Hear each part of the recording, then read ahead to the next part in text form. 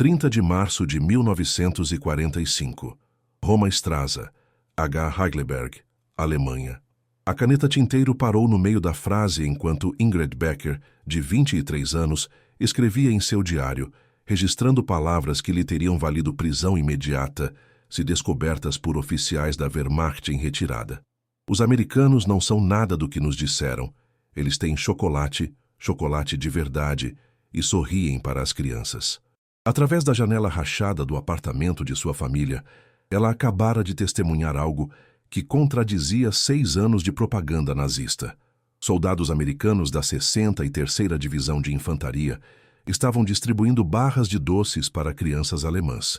Não os doces envenenados que Goebbels havia alertado, mas barras Hershey genuínas que faziam as crianças rirem pela primeira vez em meses.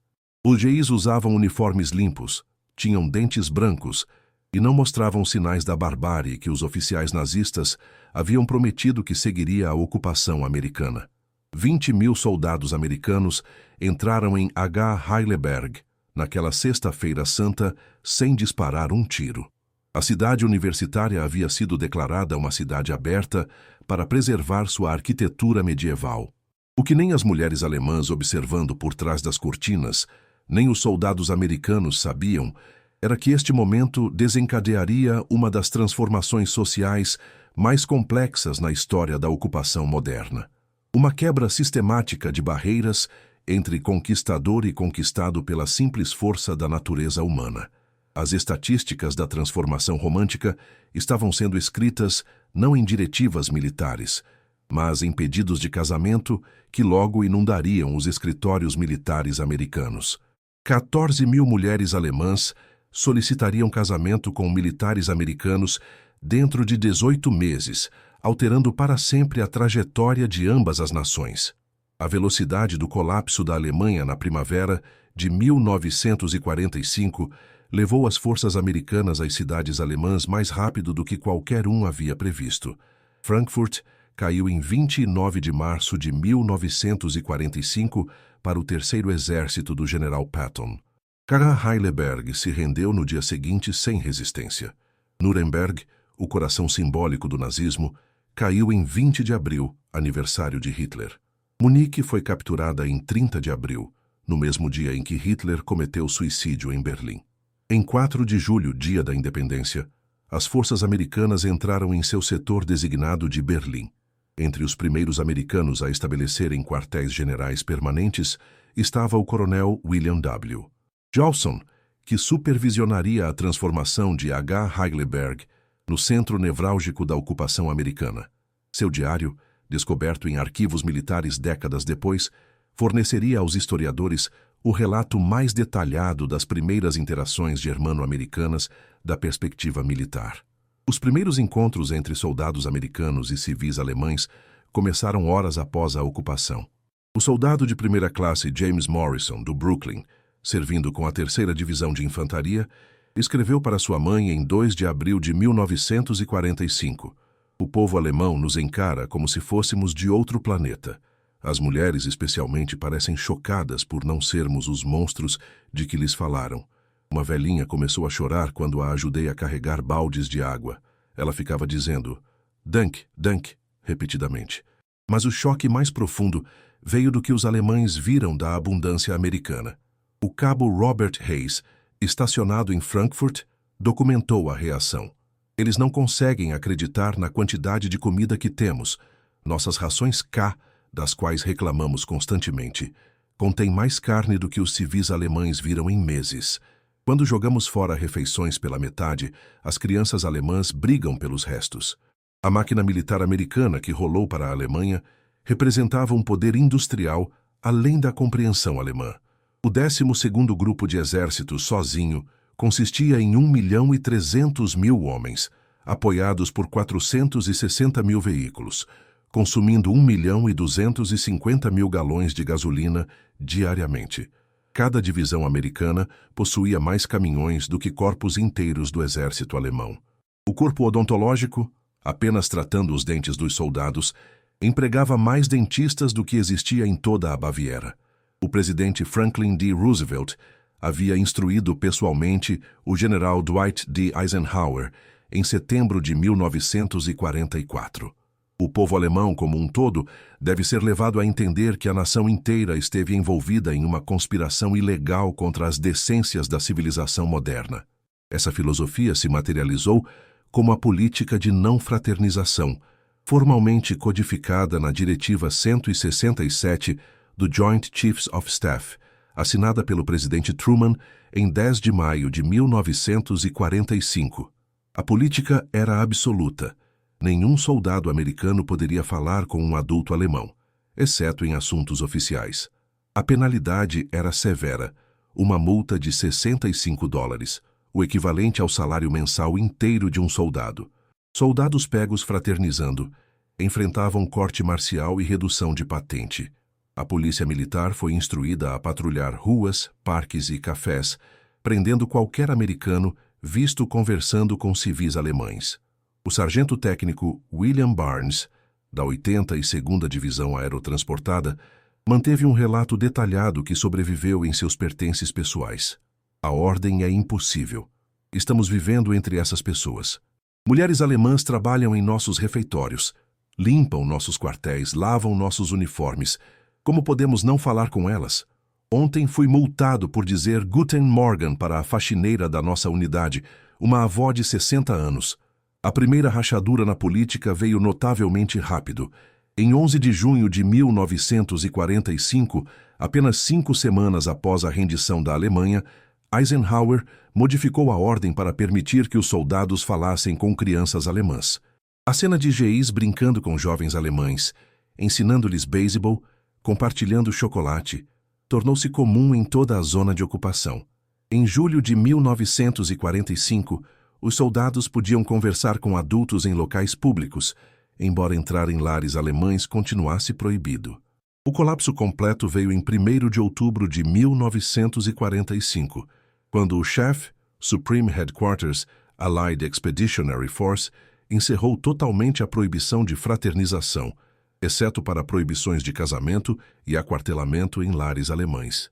Sabíamos que tinha acabado quando vimos a dança, escreveu a tenente Wack Dorothy Patterson, estacionada em Frankfurt. O clube de serviço começou a realizar bailes em agosto. Meninas alemãs chegavam em seus melhores vestidos, muitas vezes seus únicos vestidos. A polícia militar deveria mantê-las fora, mas desistiu. Em setembro, todo baile tinha mais garotas alemãs do que enfermeiras americanas. O inverno de 1946 a 47 entraria na memória alemã como o inverno da fome. O inverno da fome, quando as temperaturas caíram para menos 25 graus Celsius e os estoques de carvão se esgotaram. Mas, mesmo antes dessa catástrofe, os civis alemães enfrentavam condições de nível de fome, que criaram uma nova economia baseada na abundância americana. As rações oficiais na zona americana forneciam 1.550 calorias por dia para consumidores normais, mas poucos alemães se qualificavam para esta categoria. Ex-membros do Partido Nazista recebiam 1.250 calorias. Na realidade, a maioria dos alemães subsistia com 700 a 1.000 calorias diárias. Em comparação, os soldados americanos recebiam 4.000 calorias por dia, enquanto os prisioneiros de guerra alemães em acampamentos americanos recebiam 2.800 calorias, quase 3 vezes o que os civis alemães conseguiam obter.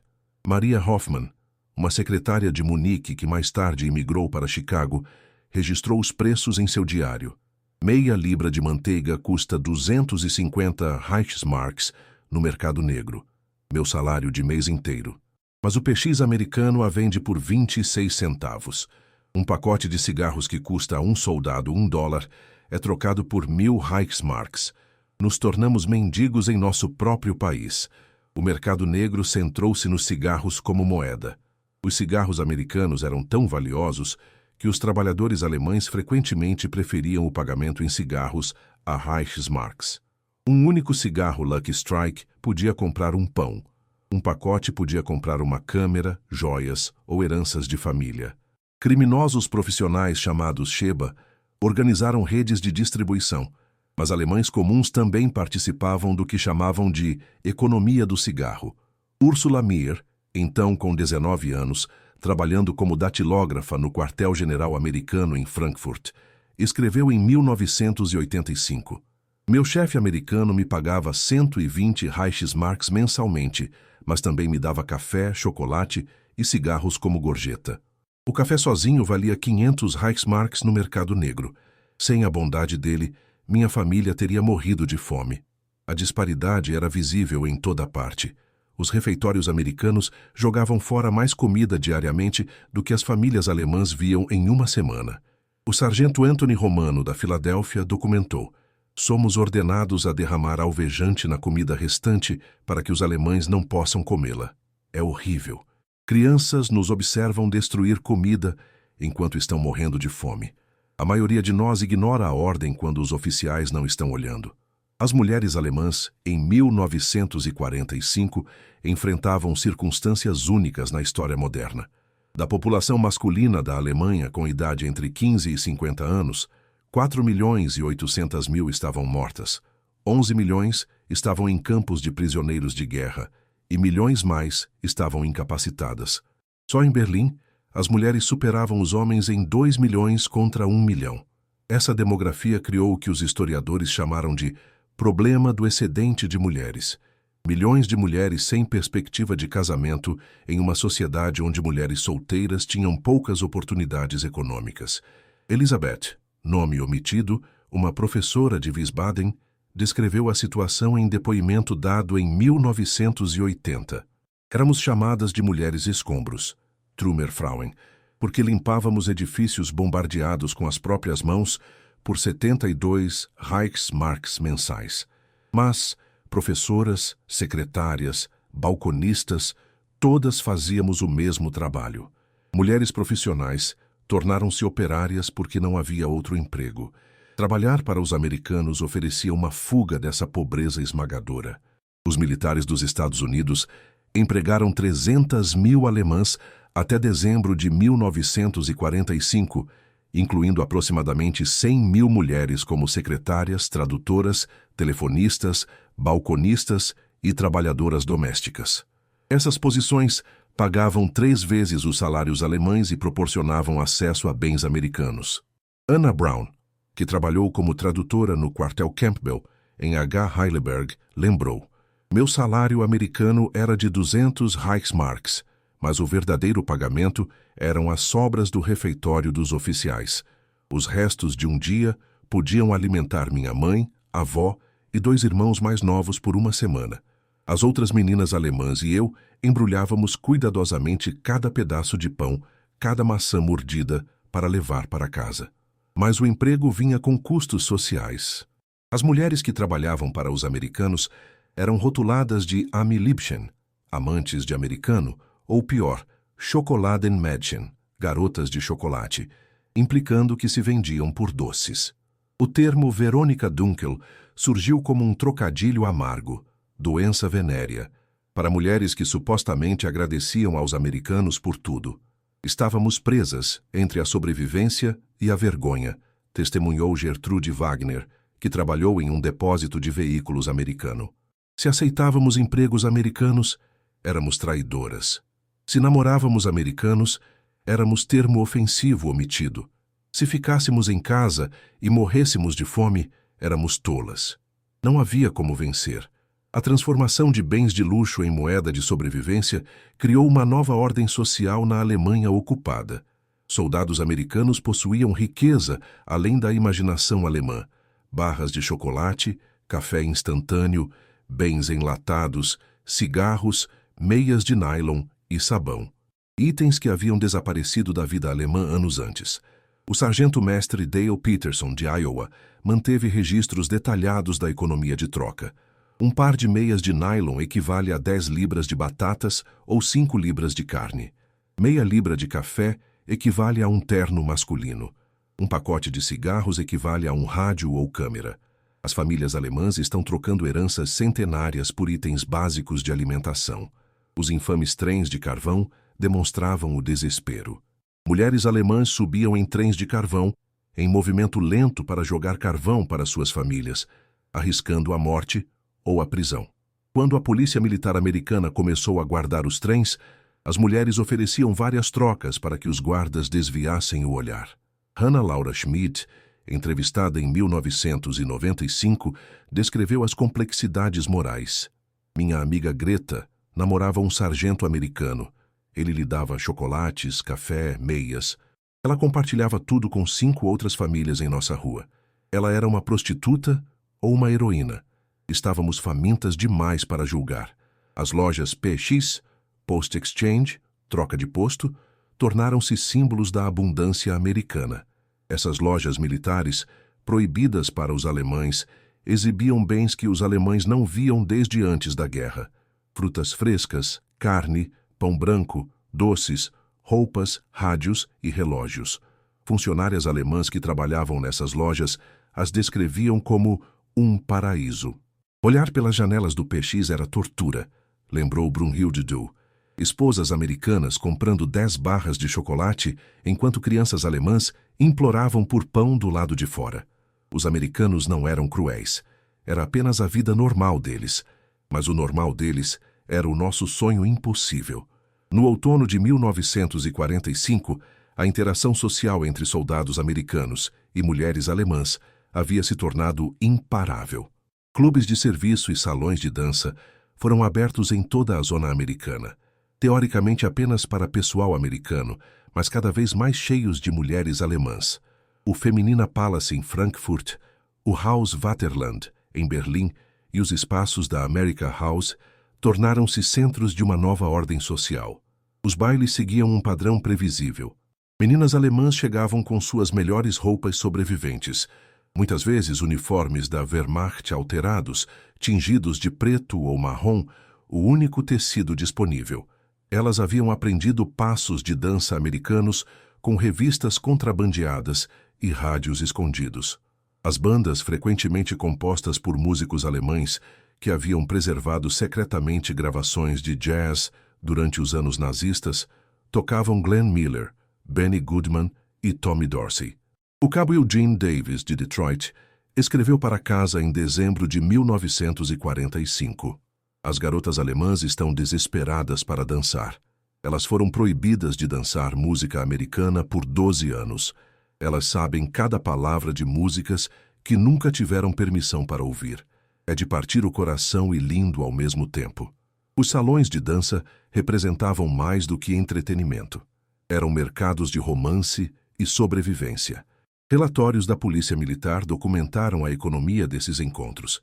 A entrada para mulheres alemãs era frequentemente patrocinada por soldados americanos.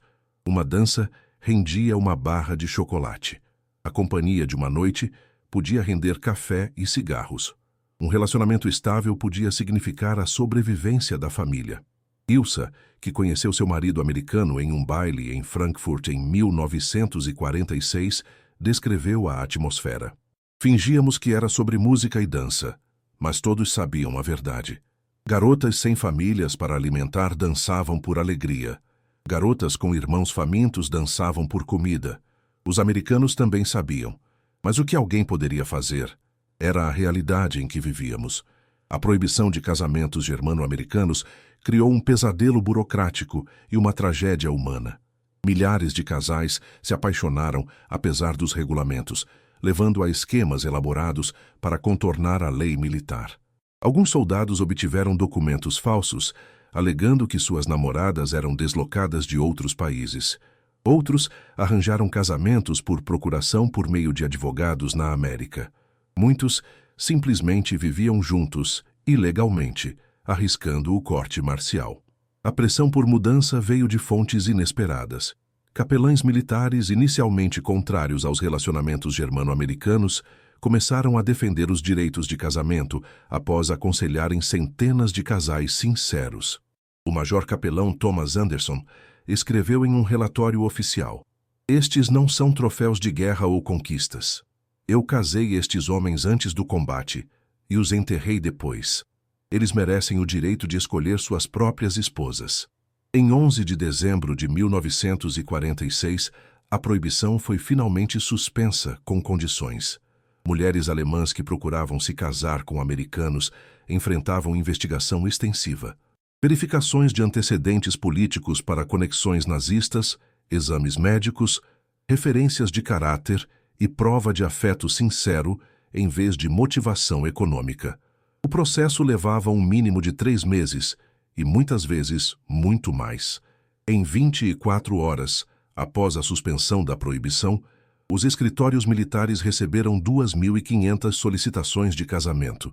Em janeiro de 1947, esse número havia subido para 7.000. Cada solicitação exigia 15 documentos diferentes, 3 exames médicos e entrevistas com a inteligência militar. Margareta Thompson, que se casou com o sargento James Thompson em 1947, descreveu a humilhação. Eles perguntaram se eu era nazista, se meus pais eram nazistas, se eu havia namorado soldados alemães, se eu estava casando por dinheiro, se eu estava grávida. Eles examinaram minha vida inteira como se eu fosse uma criminosa. Jim estava furioso, mas eu lhe disse que valia a pena para ficarmos juntos. O War Brides Act, Lei das Noivas de Guerra, aprovado em 28 de dezembro de 1945, inicialmente excluía totalmente as mulheres alemãs. Nacionais japoneses e alemães foram especificamente proibidos. Foram necessárias 2 emendas em 1946 e 1947 antes que as noivas de guerra alemãs pudessem imigrar legalmente. Mesmo assim, o processo era agonizante. O primeiro grupo de noivas de guerra alemãs, 317 mulheres e 147 crianças, partiu de Bremerhaven, no USA Henry Gibbons, em 3 de fevereiro de 1947. Elas esperaram em média 8 meses após o casamento por permissão para imigrar. Muitas nunca haviam deixado suas províncias de origem antes. Agora estavam cruzando um oceano para um país onde os alemães ainda eram amplamente odiados. Ruth Patterson, nascida Müller, manteve um diário de sua jornada. 3 de fevereiro, enjoada e aterrorizada. As senhoras da Cruz Vermelha Americana são gentis, mas outros passageiros nos evitam quando ouvem nossos sotaques. Uma mulher cuspiu em mim quando soube que eu era alemã. 10 de fevereiro, vi a Estátua da Liberdade, chorei por 1 hora, não sei se de alegria ou medo. Os navios eram frequentemente transportes de tropas convertidos, básicos, mas limpos. As noivas de guerra viajavam em cabines destinadas a 4, mas que acomodavam 6 ou 8. Crianças eram separadas em berçários. Muitas mulheres estavam grávidas. Os regulamentos militares exigiam que mulheres grávidas viajassem antes do 7º mês ou esperassem até depois do parto. A viagem era de 13 dias de incerteza, lembrou Hannah-Laura Williams, nascida Schmidt. Ensinávamos umas às outras frases em inglês. Obrigado por me receber. Tenho prazer em conhecê-lo. Serei uma boa esposa. Estávamos aterrorizadas de cometer erros na América. A chegada na América trouxe novos desafios. Muitas noivas de guerra descobriram que seus maridos haviam deturpado suas circunstâncias. Ricos empresários americanos podia significar frentista de posto de gasolina. Grande fazenda em Iowa podia ser um quarto alugado acima de uma garagem. Alguns maridos tinham esposas das quais não haviam se divorciado. Outros tinham famílias que se recusavam a aceitar noras alemãs. As estatísticas de imigração contam parte da história. Entre 1946 e 1950, aproximadamente 14.000 mulheres alemãs imigraram como noivas de guerra. Mas os números não capturam as lutas individuais. Em estados com grandes populações germano-americanas, Wisconsin, Pensilvânia, Ohio, a integração foi mais fácil. Em pequenas cidades onde o sentimento anti-alemão era alto, as noivas de guerra enfrentavam boicotes, ameaças e isolamento.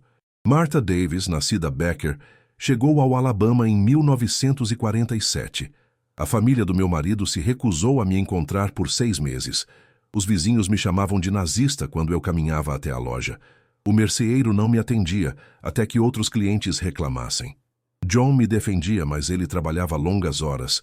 Chorei todos os dias por 1 ano. No entanto, histórias de sucesso também surgiram. As noivas de guerra alemãs frequentemente possuíam habilidades, línguas, música, artesanato, que acabaram conquistando a aceitação. Elas formaram redes de apoio. reunindo-se em igrejas e centros comunitários para compartilhar experiências e manter as tradições alemãs.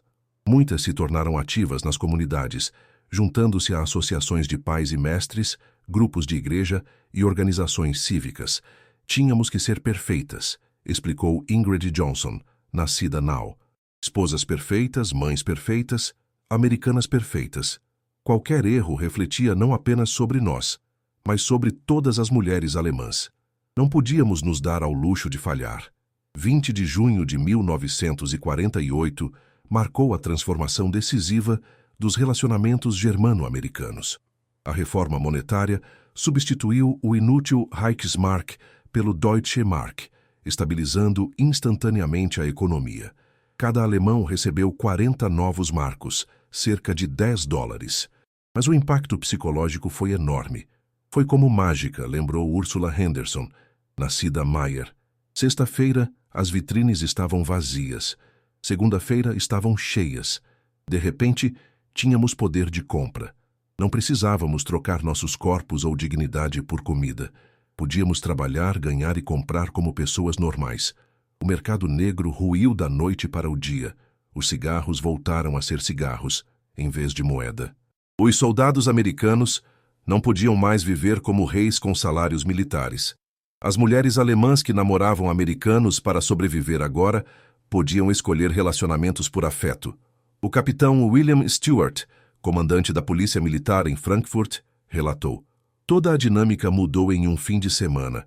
As garotas alemãs que antes se jogavam em qualquer americano agora se tornaram seletivas. Nossos homens tinham que realmente cortejá-las. Flores, restaurantes, interesse genuíno. Tornou-se mais parecido com namorar em casa. A recuperação econômica foi dramática. A produção industrial aumentou 50% em 6 meses. O desemprego caiu de 20% para 5%. As mulheres alemãs voltaram ao emprego tradicional, ensino, enfermagem, trabalho de escritório com salários adequados. A era das mulheres escombros terminou quando as empresas de construção contrataram equipes profissionais. Essa transformação econômica alterou fundamentalmente os relacionamentos germano-americanos. Antes da reforma monetária, éramos mendigas, afirmou Anna Coleman, nascida Brown. Depois, éramos parceiras. Meu relacionamento com Tom mudou de dependência para igualdade. Foi quando soube que poderíamos ter um casamento de verdade. H. Heidelberg se tornou a capital não oficial do romance germano-americano.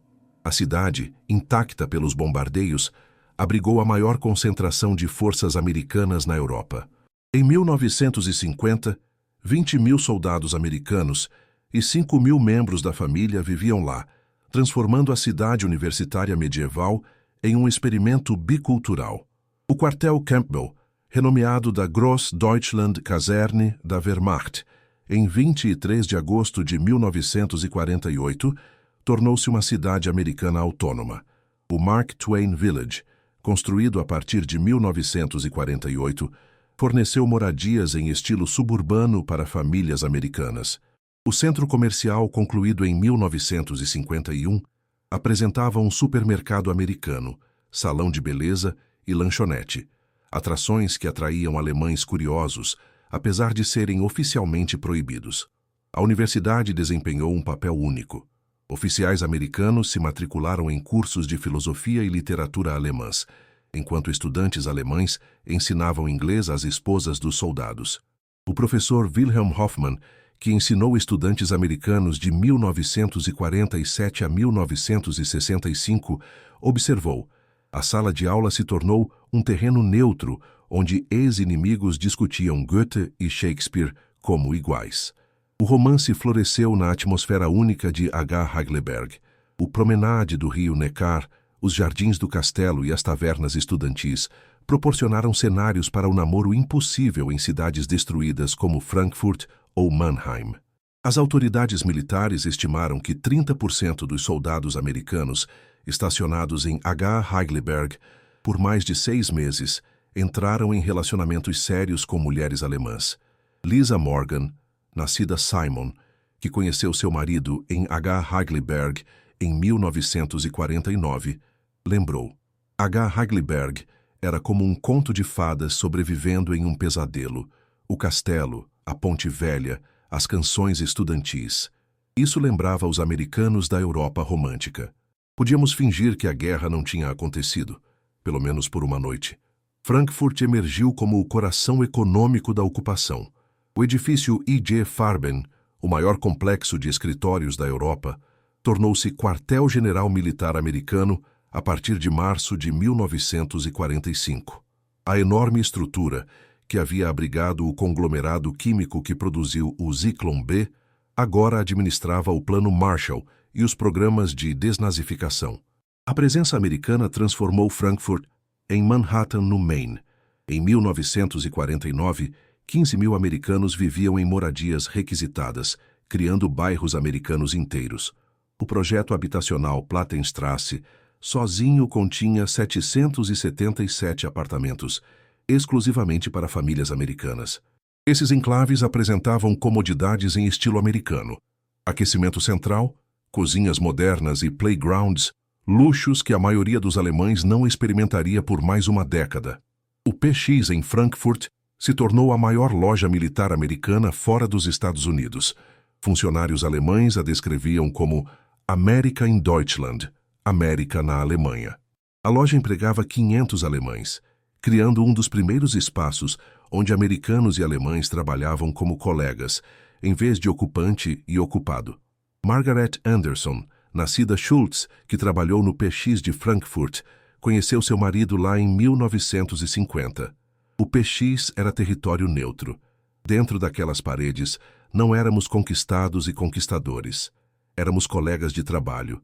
Foi ali que começaram amizades e romances reais. A vida noturna de Frankfurt centrava-se nos clubes Jazz Keller, que brotavam em porões bombardeados. Esses locais tecnicamente ilegais, mas tolerados pelas autoridades, apresentavam músicos alemães tocando jazz americano para um público misto. O Hot Club Frankfurt, fundado em 1947, tornou-se lendário por suas jam sessions de sábado à noite, onde soldados americanos e músicos alemães criaram uma nova fusão cultural. Estima-se que 94 mil crianças nasceram de mães alemãs e pais aliados durante a ocupação, com pais americanos respondendo por aproximadamente 37 mil. Essas crianças da ocupação, ou Besatzungskinder, enfrentaram desafios únicos em uma sociedade que lutava com sua própria identidade.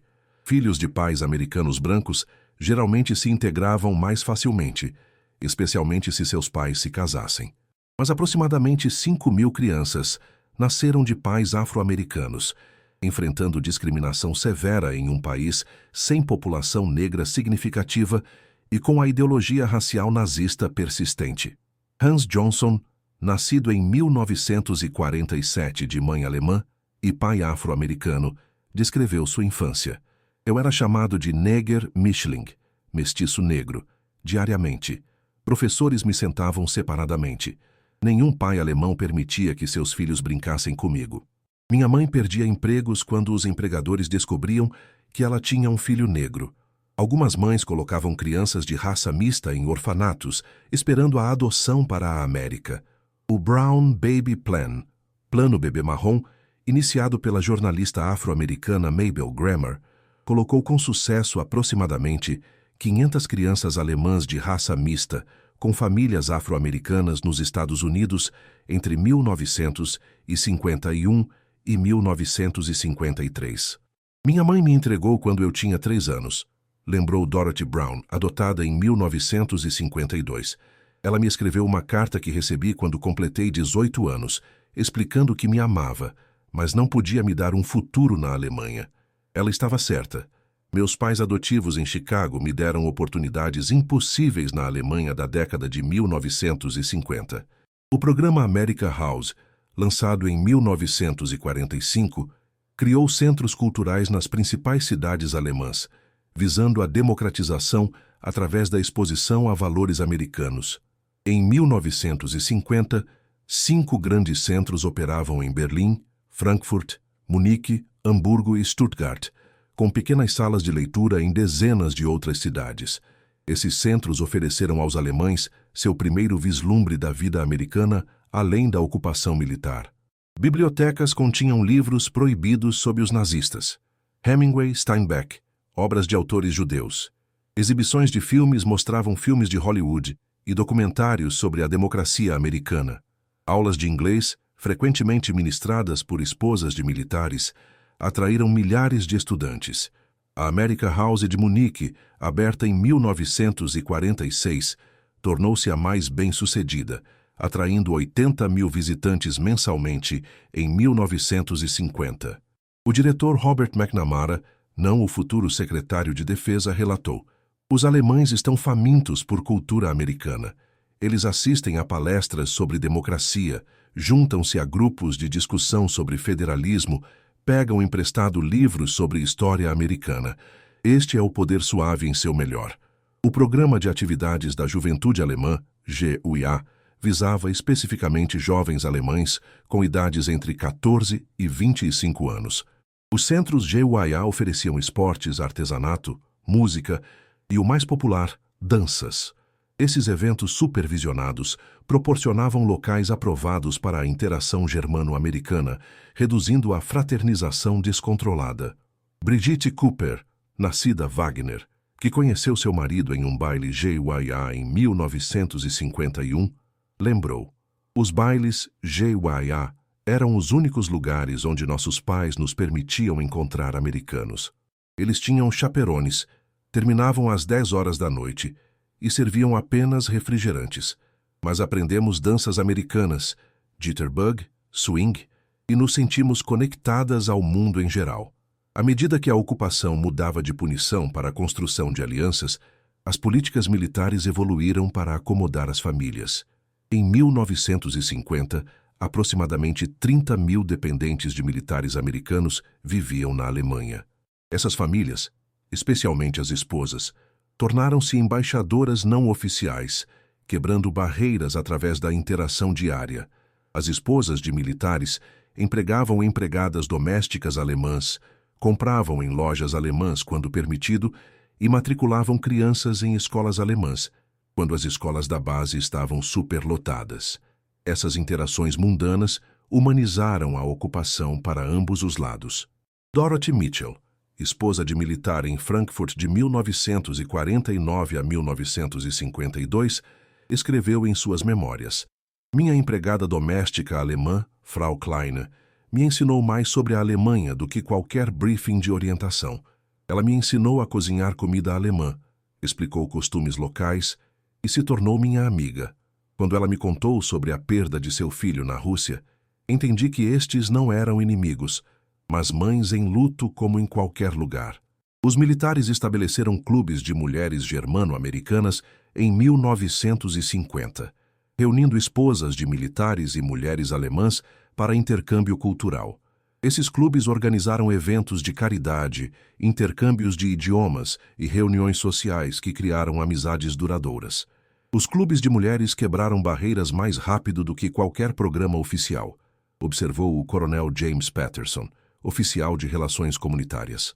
Quando mães americanas e alemãs discutiam doenças infantis, problemas escolares e problemas com maridos, a política desaparecia. À medida que a ocupação evoluiu de conquista para aliança, os relacionamentos entre homens americanos e mulheres alemãs se transformaram de acordo. As transações desesperadas de 1945 a 1948, comida por companhia, deram lugar a namoros mais convencionais após a reforma monetária. Em 1950, um novo padrão surgiu. Soldados americanos estacionados na Alemanha para turnos de 2 anos tiveram tempo para desenvolver relacionamentos genuínos. Mulheres alemãs, não mais desesperadas pela sobrevivência, podiam escolher parceiros com base na atração em vez da necessidade. O resultado foi um aumento dramático em relacionamentos sinceros e duradouros. Os registros do capelão militar mostram a evolução.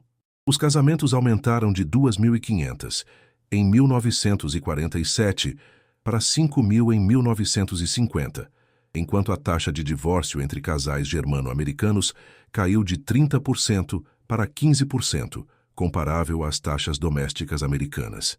O sargento Michael O'Brien, que se casou com sua esposa alemã em 1951, explicou a mudança.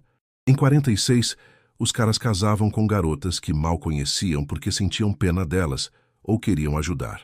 Em 51, namorávamos por meses, conhecíamos famílias, aprendíamos a língua. Eram relacionamentos reais.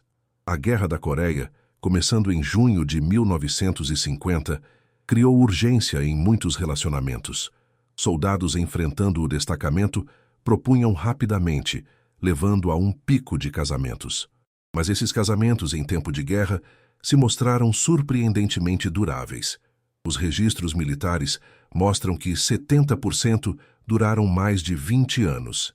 Em 1955, quando a Alemanha Ocidental recuperou a soberania e se juntou à OTAN, aproximadamente 20 mil mulheres alemãs haviam imigrado para a América como esposas de militares. Sua integração na sociedade americana variou drasticamente com base na localização, educação e aceitação da comunidade. Em cidades com grandes populações germano-americanas, as noivas de guerra encontraram comunidades estabelecidas. O bairro alemão de Milwaukee, o distrito Over the Rhine de Cincinnati e as associações alemãs de St. Louis forneciam comida, idioma e costumes familiares. As noivas de guerra frequentemente se tornavam pontes entre antigas comunidades germano-americanas e a Alemanha moderna. Emma Roberts, nascida Fisher, que se estabeleceu em Milwaukee em 1949, tornou-se presidente da Sociedade de Senhoras Germano-Americanas em 1960. Os antigos germano-americanos inicialmente nos ressentiam como lembretes da era nazista. Mas trouxemos a cultura alemã contemporânea, não as tradições preservadas da época de seus avós. Eventualmente, revitalizamos essas comunidades. As áreas rurais apresentavam desafios diferentes. As noivas de guerra em pequenas cidades frequentemente permaneciam as únicas alemãs por quilômetros, enfrentando isolamento e suspeita. Algumas nunca se integraram totalmente, mantendo os costumes alemães em particular, enquanto abraçavam publicamente a vida americana. Tornei-me duas pessoas, explicou Katerina Brown, nascida Schmidt, que se estabeleceu no Arkansas rural. Em casa, eu era alemã, cozinhando comida alemã, falando alemão com meus filhos, mantendo as tradições de Natal alemãs. Fora, eu era agressivamente americana, entrando para a PTA, sendo voluntária em funções da igreja, nunca mencionando minha origem. As noivas de guerra alemãs trouxeram benefícios educacionais inesperados para as comunidades americanas. Muitas possuíam educação superior em comparação com o americano médio. Graduadas no ginásio, escola secundária preparatória, sabiam vários idiomas, entendiam música clássica e haviam estudado literatura e filosofia. Distritos escolares descobriram que as noivas de guerra alemãs eram excelentes professoras, particularmente para idiomas e música. Em 1960, centenas ensinavam em escolas americanas, introduzindo métodos aprimorados de instrução de idiomas e abordagens europeias de educação clássica. A doutora Margareta Williams, nascida Hoffman, que se tornou professora de alemão no ensino médio em Ohio, revolucionou a instrução de idiomas. Os métodos americanos enfatizavam a gramática e a tradução. Eu introduzi o alemão conversacional, a imersão cultural, os intercâmbios de estudantes. Meus alunos não apenas aprendiam alemão, eles entendiam a cultura alemã. As noivas de guerra também influenciaram a vida doméstica americana. Elas introduziram tradições natalinas alemãs, calendários do Advento, mercados de Natal, tradições de panificação que se tornaram costumes americanos tradicionais. Técnicas de culinária alemã, gerenciamento doméstico e práticas de criação de filhos influenciaram sutilmente a cultura suburbana americana. Não percebemos nossa influência até anos depois, refletiu Ingrid Thomas, nascida Bal. Nossos vizinhos americanos começaram a fazer café de verdade em vez de instantâneo, a assar pão do zero, a manter jardins. Trouxemos habilidades do velho mundo para a América, obcecada pela conveniência. A transformação psicológica das mulheres alemãs que se casaram com americanos revela uma resiliência notável. Elas navegaram por múltiplos traumas. sobreviver à guerra e ao bombardeio, suportar a ocupação e a pobreza, deixar a pátria e a família, adaptar-se à cultura estrangeira e superar o preconceito. Estudos psiquiátricos da década de 1950 documentaram altas taxas de depressão e ansiedade entre as noivas de guerra, mas também uma adaptação notável. O estudo do Dr. William Henderson, de 1955, com 500 noivas de guerra alemãs, descobriu que 60% relataram satisfação completa com a vida americana após 5 anos, em comparação com 40% após 1 ano. A jornada de inimigo derrotado a cidadão americano exigiu uma reconstrução psicológica completa. O Dr. Henderson escreveu: essas mulheres se reinventaram, descartando a identidade alemã enquanto preservavam a cultura alemã, um ato de equilíbrio complexo que exigia extraordinária flexibilidade psicológica. Muitas noivas de guerra nunca discutiram suas experiências, nem mesmo com seus filhos. O silêncio derivava de múltiplas fontes: vergonha das ações da Alemanha durante a guerra, medo do preconceito americano e desejo de proteger os filhos da história difícil. Barbara Miller, filha de uma noiva de guerra alemã, descobriu a história de sua mãe somente após sua morte em 1995. Encontrei cartas em alemão, fotografias de cidades bombardeadas, um diário descrevendo fome e medo. Minha mãe nunca falava alemão em casa, nunca mencionava sua família, nunca explicava sua tristeza quando ouvia música alemã. Ela se apagou para se tornar americana. As noivas de guerra alemãs tornaram-se embaixadoras culturais inadvertidas durante a Guerra Fria. À medida que as tensões com a União Soviética se intensificavam, essas mulheres humanizavam a Alemanha para americanos que, de outra forma, poderiam ver os europeus através de estereótipos. Seus filhos, a segunda geração, frequentemente se tornavam pontes entre culturas. Muitos seguiram estudos alemães, tornaram-se tradutores ou trabalharam em negócios internacionais. Registros militares mostram que filhos de noivas de guerra alemãs se alistaram em taxas mais altas do que os americanos médios, frequentemente solicitando designações na Alemanha. O tenente-coronel James Miller, cuja mãe era uma noiva de guerra alemã, serviu como oficial de ligação na Alemanha de 1975 a 1980. As histórias de minha mãe me prepararam para a Alemanha melhor do que qualquer briefing militar. Eu entendia a mentalidade alemã, falava o idioma, conhecia a cultura. Os filhos de noivas de guerra se tornaram ativos valiosos durante a Guerra Fria. A influência se estendeu além do serviço militar. Os filhos de noivas de guerra frequentemente seguiam carreiras internacionais, diplomacia, tradução, negócios internacionais. Grandes corporações os recrutavam para operações alemãs, reconhecendo sua compreensão bicultural única. Éramos internacionalistas naturais, explicou a professora Maria Anderson, cuja mãe imigrou em 1948. Crescemos traduzindo entre culturas, explicando a América a parentes alemães e a Alemanha a amigos americanos. Isso nos preparou para carreiras globalizadas antes que a globalização fosse um conceito. A década de 1980 testemunhou um fenômeno notável: noivas de guerra retornando à Alemanha após décadas de ausência. Viagens aéreas mais baratas, relações internacionais aprimoradas e lazer da aposentadoria possibilitaram jornadas impossíveis antes. Essas reuniões eram frequentemente agridoces. As noivas de guerra descobriram famílias divididas pela cortina de ferro, cidades natais irreconhecivelmente reconstruídas e parentes que haviam mitificado ou se ressentido de suas vidas americanas. Algumas encontraram aceitação e reconciliação, outras encontraram ressentimento persistente. Hannah Laura Davis, nascida Schmidt, voltou para Hamburgo em 1985, após 38 anos. Minha irmã havia dito a todos que eu abandonei a família pelo luxo americano. A verdade de que enviei dinheiro por 20 anos, de que meu marido trabalhava em uma fábrica, de que lutamos não combinava com a narrativa deles. O reencontro foi doloroso, mas necessário. Algumas noivas de guerra organizaram retornos em grupo, fretando aviões para visitar a pátria juntas.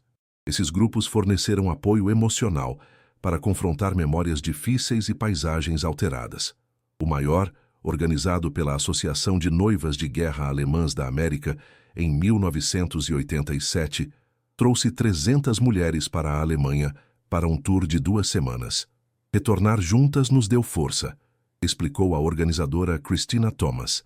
Podíamos compartilhar o choque das mudanças, o luto pelas perdas, a alegria dos reencontros.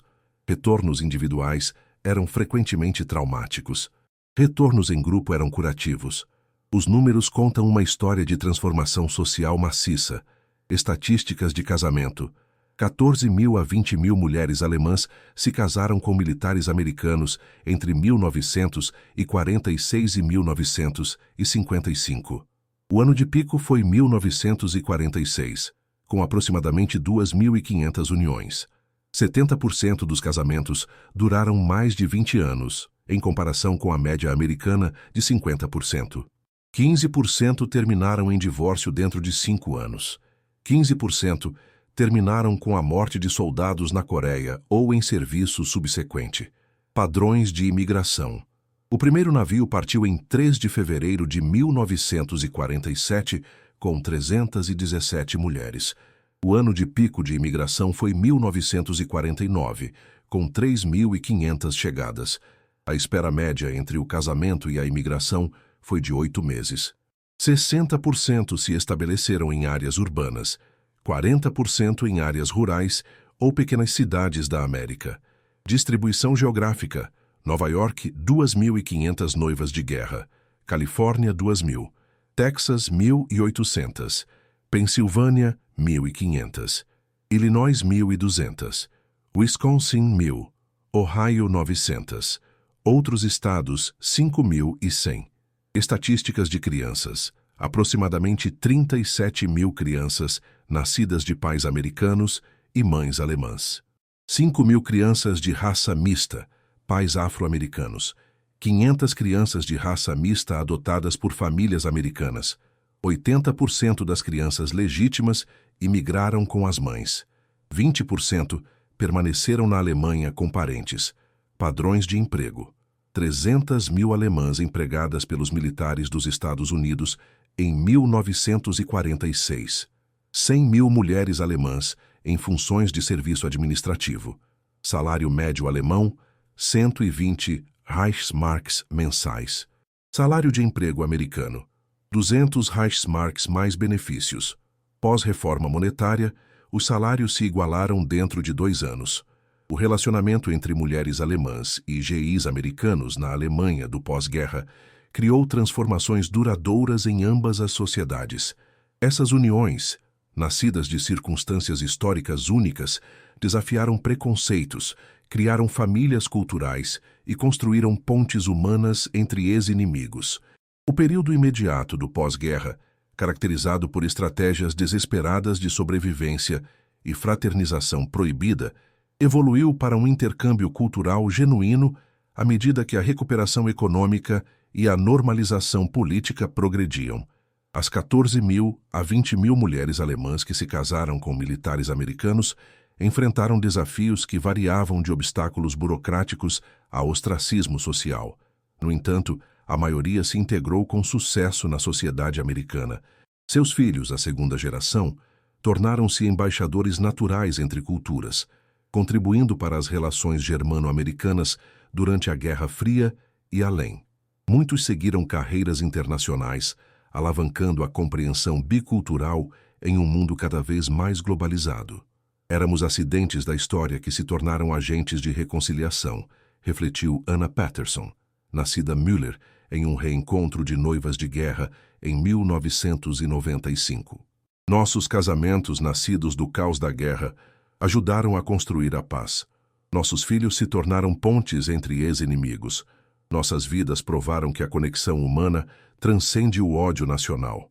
Em 1955, quando a ocupação terminou oficialmente e a Alemanha Ocidental se juntou à OTAN, o relacionamento entre alemães e americanos havia se transformado fundamentalmente. A fraternização desesperada de 1945, impulsionada pela fome e pela solidão, havia evoluído para uma parceria entre aliados. As mulheres alemãs que haviam limpado escombros por salários de fome agora trabalhavam como funcionárias respeitadas em instalações americanas. Aquelas que haviam trocado a dignidade por chocolate podiam fazer compras com Deutsche Marks em economias em recuperação. As Ami-Liebchen que enfrentaram o ostracismo por namorar americanos agora viam a amizade germano-americana como política nacional. Wolfgang Peterson, filho de uma noiva de guerra alemã, capturou essa transformação em seu documentário de 2000, Bridges of Love, Pontes de Amor. A geração da minha mãe construiu pontes com seus corpos e corações que a política não conseguiu construir. Elas foram criticadas, ostracizadas, celebradas e, finalmente, justificadas. Suas escolhas pessoais se tornaram forças históricas. Os anos de ocupação revelaram verdades fundamentais sobre a natureza humana em condições extremas. Quando a sobrevivência é ameaçada, as barreiras sociais desmoronam. Quando as necessidades básicas são atendidas, relacionamentos genuínos se tornam possíveis. Quando ex-inimigos interagem como indivíduos, em vez de nacionalidades, a reconciliação se segue. A magnitude do encontro germano-americano na Alemanha ocupada pode ser medida em estatísticas reveladoras, que demonstram tanto o escopo da transformação quanto seu impacto duradouro. Força da força de ocupação. Pico de presença militar dos Estados Unidos, 1.600.000 em maio de 1945. Força de ocupação estabilizada, 200.000 de 1946 a 1950. Dependentes militares na Alemanha, 30.000 até 1950. Empregados alemães das forças dos Estados Unidos, 300.000 em 1946. Total de americanos circulando pela ocupação, 3 milhões de 1945 a 1955. Disparidades econômicas. Rações civis alemãs, 1.000 a 1.550 calorias diárias. Relações militares americanas, 4.000 calorias diárias. Salário mensal médio alemão, 120 Reichsmarks. Pacote de cigarros no mercado negro, 1.000 Reichsmarks. Preço do PX para o mesmo pacote, $1, 10 Reichsmarks, taxa oficial. Transformação social. Salões de dança operando na zona dos Estados Unidos, 450 até 1947. Visitantes mensais da America House, 80.000 em Munique em 1950. Participantes das atividades da juventude alemã, 250.000 anualmente. Clubes de mulheres germano-americanas, 85 filiais até 1952. Participantes do programa de intercâmbio cultural, 500.000 de 1945 a 1955. Resultados de relacionamento. Solicitações de casamento no primeiro dia de legalização, 2.500. Total de casamentos durante a ocupação, 14.000 a 20.000. Noivas de guerra imigrando para a América, 14.000 confirmadas. Crianças de relacionamentos germano-americanos, 37.000. Crianças de raça mista, 5.000. Adoções bem-sucedidas para a América, 500. Impacto geográfico. Principais centros de ocupação: Frankfurt, H. Heidelberg, Munique, Stuttgart, Berlim.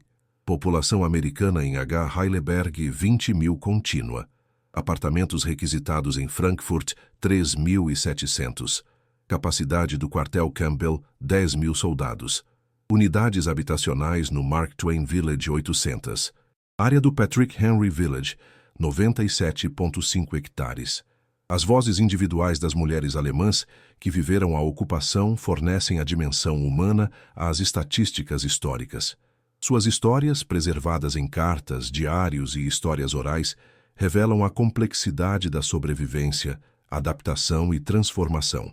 Lisa Lotto Williams, nascida Kruger, entrevistada em 1990, forneceu insights detalhados. As pessoas hoje não conseguem entender o desespero de 1945. Meu pai estava morto na Rússia. Meu irmão desaparecido em ação. Nossa casa destruída. Eu tinha 19 anos, era educada, falava inglês, mas não havia trabalho, exceto limpar escombros por 72 Reichsmarks mensais. não o suficiente para comida. Quando os americanos anunciaram vagas para tradutoras, 500 mulheres se candidataram a 10 posições. Tive sorte. Meu inglês do ginásio os impressionou. De repente, eu ganhava 200 Reichsmarks mais acesso à cantina. As outras mulheres me chamavam de Amihuri, termo ofensivo omitido à americana, embora eu apenas traduzisse documentos. Conheci Bill no trabalho. Ele era gentil, respeitoso, diferente dos estereótipos da propaganda nazista. Namoramos secretamente por 6 meses. A fraternização ainda estava proibida. Quando pudemos finalmente nos casar em 1947, minha mãe me deserdou. Ela disse que eu traía a Alemanha. Ela nunca conheceu seus netos. Na América, enfrentei preconceito diferente. A família de Bill, em Iowa, havia perdido um filho na Normandia. A mãe dele perguntou se minha família era nazista. Quando expliquei que meu pai morreu lutando em uma guerra em que não acreditava, ela chorou e me abraçou. Naquele momento, me tornei americana. Meus filhos cresceram bilíngues, biculturais. Minha filha se tornou tradutora para o Departamento de Estado. Meu filho, um oficial do exército que serviu na Alemanha. Eles construíram pontes que eu só podia sonhar. Esse é o nosso legado. De mulheres escombros a construtoras de pontes em uma geração. As autoridades militares lutaram para gerenciar a situação em rápida evolução entre as forças americanas e os civis alemães. As políticas iniciais baseadas em punição e separação ruíram contra a natureza humana e as necessidades práticas. O general Lucius Clay, governador militar da zona americana, reconheceu em particular a futilidade da não fraternização. Jovens e moças vão se encontrar, independentemente dos regulamentos. Nossa escolha é canalizar essas interações de forma construtiva ou enfrentar o caos. O estabelecimento de locais oficiais, clubes de serviço, America Häuser, centros GYA, representou a aceitação pragmática da inevitável interação social. Esses ambientes controlados forneciam alternativas mais seguras para salões de dança clandestinos e encontros no mercado negro. Relatórios da Polícia Militar de 1946 revelam o escopo do desafio. A aplicação da não-fraternização é impossível sem destruir o moral da tropa. Soldados com excelentes registros de combate enfrentam corte marcial por falar com civis alemães. Enquanto isso, a fraternização no mercado negro floresce além do nosso controle. A mudança da proibição para a regulamentação provou ser bem-sucedida. As taxas de doenças venéreas, que haviam explodido para 250 por 1000 soldados no final de 1945, caíram para 50 por 1000 em 1948, após o estabelecimento de locais sociais supervisionados e programas de educação médica. A reforma monetária de junho de 1948 não apenas estabilizou a economia, mas revolucionou os relacionamentos sociais entre americanos e alemães. Da noite para o dia, a dinâmica de poder mudou de ocupante-ocupado para algo próximo da igualdade. Margot Henderson, nascida Brown, descreveu a mudança imediata. Sábado, 19 de junho, eu estava considerando me tornar amante de um oficial para a sobrevivência da família. Segunda-feira, 21 de junho, eu tinha um emprego de verdade com salários de verdade. O desespero desapareceu da noite para o dia. De repente, podíamos escolher relacionamentos por amor, não por tickets de refeição. Os soldados americanos também notaram a transformação. O sargento Paul Anderson escreveu para casa em julho de 1948. As garotas alemãs mudaram da noite para o dia. Antes elas namoravam qualquer um por chocolate, agora são seletivas. Um soldado com poucas perspectivas é ignorado. Elas querem relacionamentos sinceros, não vale refeição. A recuperação econômica possibilitou padrões normais de namoro. Restaurantes reabriram, aceitando Deutsche Marks em vez de cigarros. Cinemas exibiam filmes alemães e americanos. Salões de dança operavam comercialmente, em vez de por subsídios militares. Namorar tornou-se possível em vez de transacional. Essa normalização produziu casamentos mais fortes. Os casamentos pré-reforma monetária mostraram 30% de taxas de divórcio dentro de 5 anos. Os casamentos pós-reforma mostraram apenas 15% de taxas de divórcio, sugerindo que a estabilidade econômica permitiu uma melhor seleção de parceiros.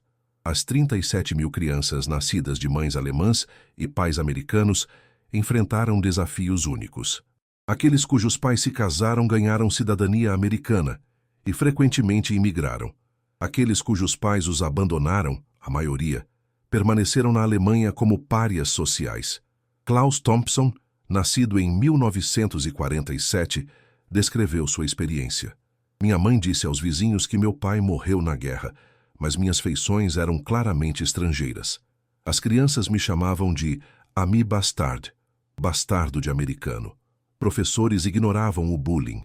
Nenhuma aprendizagem me aceitava. Somente quando imigrei para encontrar meu pai em 1968, escapei do estigma. Crianças de raça mista enfrentaram dificuldades particulares.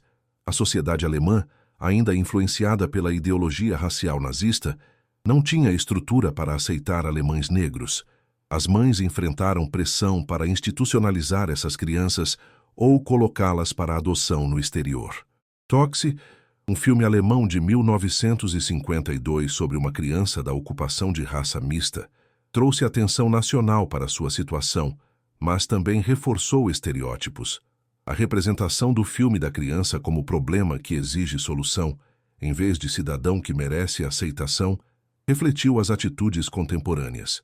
No entanto, algumas crianças da ocupação de raça mista tiveram sucesso, apesar dos obstáculos. Hans-Jürgen Massaquoi, filho de mãe alemã e pai liberiano, embora não americano, tornou-se um jornalista de sucesso e escreveu extensivamente sobre crescer negro na Alemanha nazista e do pós-guerra, dando voz a experiências semelhantes. A presença de forças americanas introduziu mudanças culturais além da música jazz e do chiclete. Mulheres alemãs que trabalharam para ou se casaram com americanos tornaram-se canais para uma profunda transformação social.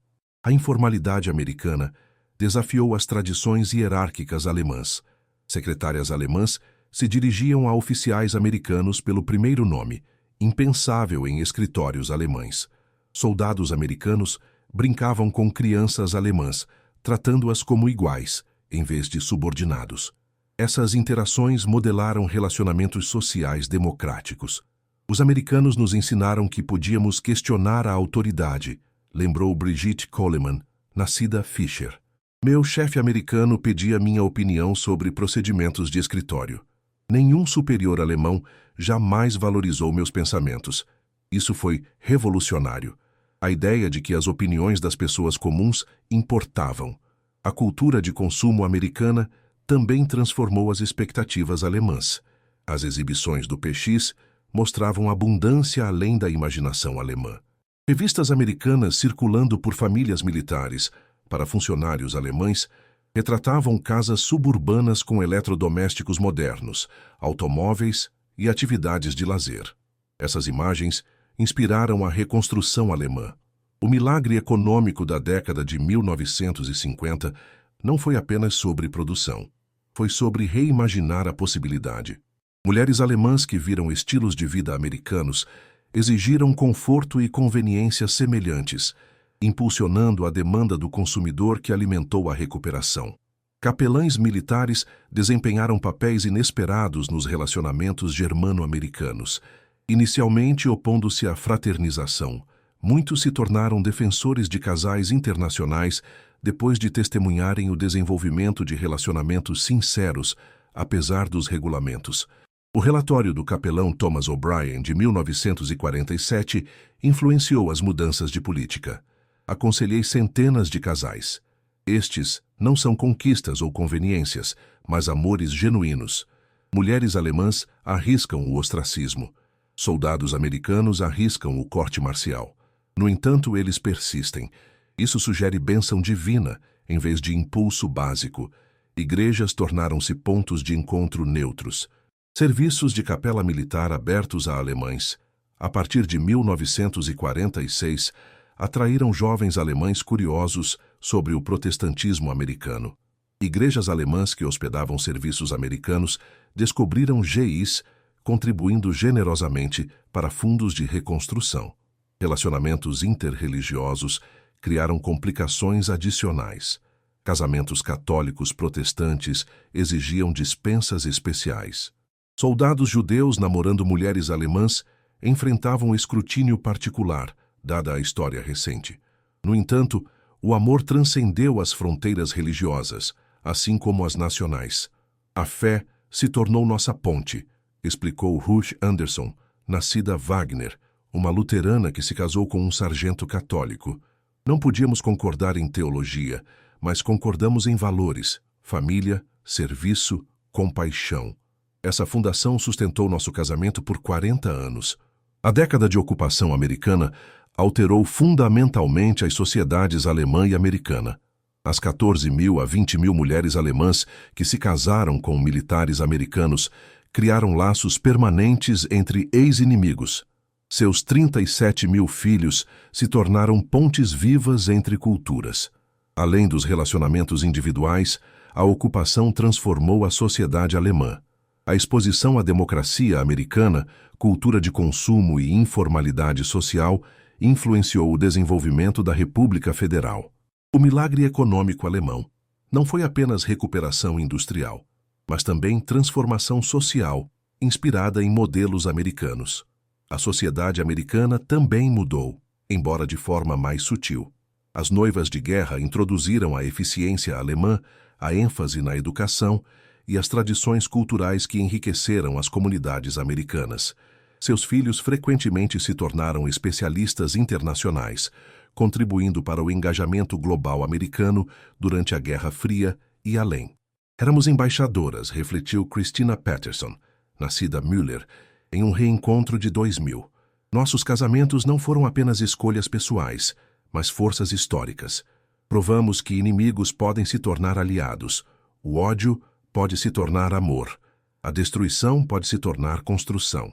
Os historiadores reconhecem os relacionamentos germano-americanos de 1945 a 1955 como cruciais para a ocupação bem-sucedida e a subsequente aliança.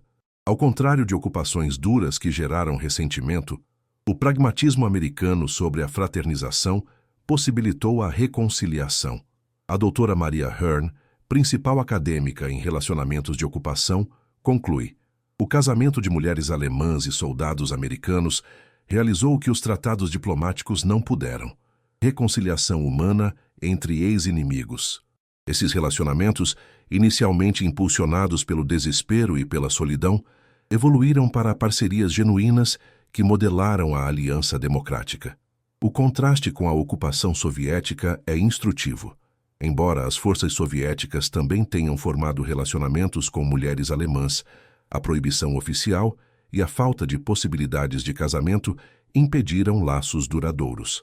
A evolução da zona americana de proibição para a aceitação criou conexões duradouras. Os críticos observam os aspectos problemáticos dos relacionamentos: desequilíbrios de poder, coerção econômica, crianças abandonadas. No entanto, a maioria dos acadêmicos reconhece que permitir relacionamentos legítimos provou ser mais humano e politicamente bem-sucedido do que manter proibições impossíveis. Em 1995, o 50º aniversário do fim da ocupação, as noivas de guerra sobreviventes realizaram seu maior reencontro em Washington, D.C. Mais de 500 mulheres, agora avós, se reuniram para compartilhar experiências escondidas por décadas. A oradora principal, Ingrid Morrison, nascida Becker, cujo diário abriu esta história, refletiu sobre sua jornada. Éramos jovens mulheres na encruzilhada da história, derrotadas, mas não quebradas, desesperadas, mas não degradadas. Escolhemos o amor em vez do ódio, a esperança em vez do desespero, o futuro em vez do passado. Eles nos chamaram de oportunistas, traidoras, termo ofensivo omitido. Não éramos nada disso. Éramos sobreviventes que se tornaram construtoras. Nossos casamentos construíram pontes. Nossos filhos se tornaram cidadãos do mundo. Nossas vidas provaram que inimigos não precisam permanecer inimigos. Às nossas filhas e netas, demos a vocês dupla herança, não como fardo, mas como bênção. Vocês carregam as tradições alemãs e americanas. Vocês entendem que o patriotismo não exige o ódio aos outros. Vocês sabem que o amor transcende fronteiras. Aos historiadores, não romantizem nossas histórias. Sofremos discriminação, abandono e isolamento. Muitas irmãs caíram na prostituição, suicídio ou loucura. Nós, sobreviventes, carregamos suas memórias ao lado de nossos sucessos. Aos que nos julgam, caminhem em nossos sapatos. Enfrentem a fome, o bombardeio e a ocupação. Escolham entre colaboração e inanição. Então julguem se trocar companhia por chocolate foi pecado ou sobrevivência. Nós nos transformamos de mulheres escombros a cidadãs americanas, de inimigas a aliadas, de garotas desesperadas a mulheres determinadas. Nosso legado não são apenas casamentos bem-sucedidos, mas a possibilidade comprovada de que da destruição da guerra pode surgir a construção da paz. O auditório irrompeu em aplausos de pé. Maridos americanos, filhos biculturais e mulheres alemãs unidos em reconhecimento a mulheres comuns e extraordinárias que construíram pontes sobre o que era intransponível. A história das mulheres alemãs e dos geís americanos na Alemanha do pós-guerra, em última análise, transcende as narrativas nacionais. Ela revela a capacidade da humanidade de se conectar apesar da proibição oficial, de amar apesar do ódio recente, de construir apesar da destruição circundante. Essas mulheres, quer se casassem com americanos ou simplesmente trabalhassem ao lado deles, participaram de uma das ocupações mais bem-sucedidas da história. Seus relacionamentos, que variaram de estratégias desesperadas de sobrevivência a romances genuínos, humanizaram ex-inimigos e possibilitaram a reconciliação. A transformação da fraternização desesperada de 1945 para a parceria de 1955 é paralela à evolução da Alemanha de inimigo derrotado a aliado democrático. O pessoal se tornou político, pois os relacionamentos individuais modelaram a reconciliação internacional. Hoje, os descendentes dessas uniões servem em forças armadas, corpos diplomáticos e organizações internacionais em todo o mundo. Eles carregam uma dupla herança que possibilita a compreensão entre culturas. Eles provam que da destruição da guerra pode surgir uma construção inesperada. As mulheres alemãs que conheceram geís americanos na primavera de 1945 não podiam imaginar que estavam iniciando uma transformação que remodelaria ambas as sociedades. Elas pensavam apenas em sobrevivência, encontrar comida, evitar estupro, proteger a família. No entanto, suas escolhas individuais se acumularam em força histórica. No final, essa é a lição da história. Grandes transformações começam com decisões individuais. Uma mulher faminta aceitando o chocolate de um soldado solitário. Um policial militar ignorando violações de fraternização. Um capelão abençoando um casamento proibido. Essas pequenas misericórdias se acumularam em mudança maciça. As mulheres escombros de 1945 se tornaram as construtoras de pontes de 1955.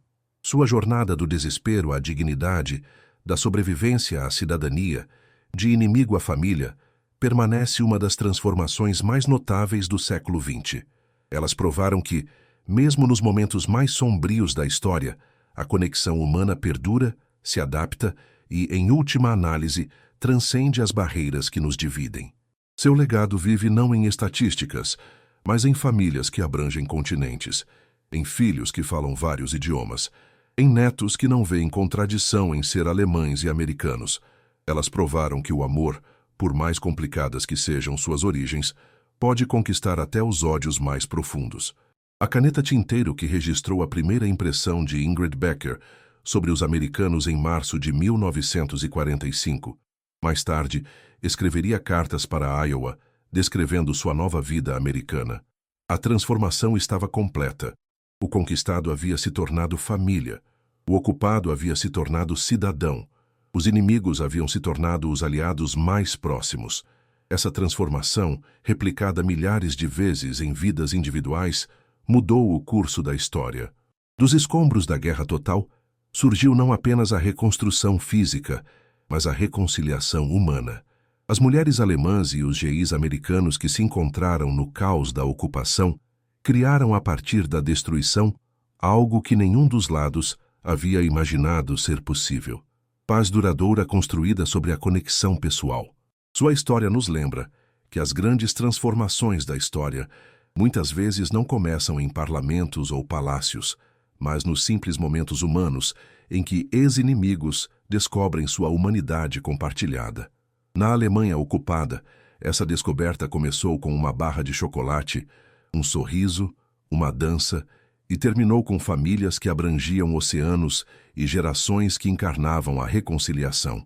As mulheres alemãs que experimentaram a ocupação americana não apenas testemunharam a história. Elas a transformaram através de inúmeros atos individuais de coragem, compromisso e conexão. Seu legado perdura em cada reunião de família que cruza o Atlântico, em cada neto bilíngue, em cada momento em que ex-inimigos se encontram como amigos. Eram mulheres comuns em circunstâncias extraordinárias que provaram que a resiliência e a adaptabilidade humana podem transformar até os capítulos mais sombrios da história em pontes em direção a um futuro melhor. Sua jornada dos escombros à reconciliação permanece um testemunho do poder da conexão humana, para transcender as divisões que a história cria. Na análise final, a história das mulheres alemãs e dos geís americanos na Alemanha do pós-guerra não é puramente romântica nem inteiramente trágica. É como toda a história humana, complexa, contraditória e, em última análise, transformadora.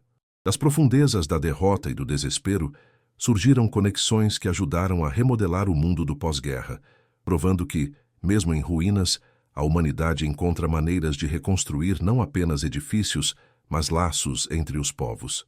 A ocupação terminou oficialmente em 1955, mas seu legado humano perdura em milhões de descendentes que carregam herança alemã e americana, na profunda aliança entre nações que outrora foram inimigos amargos, e na prova de que da destruição da guerra pode surgir a construção mais inesperada da paz.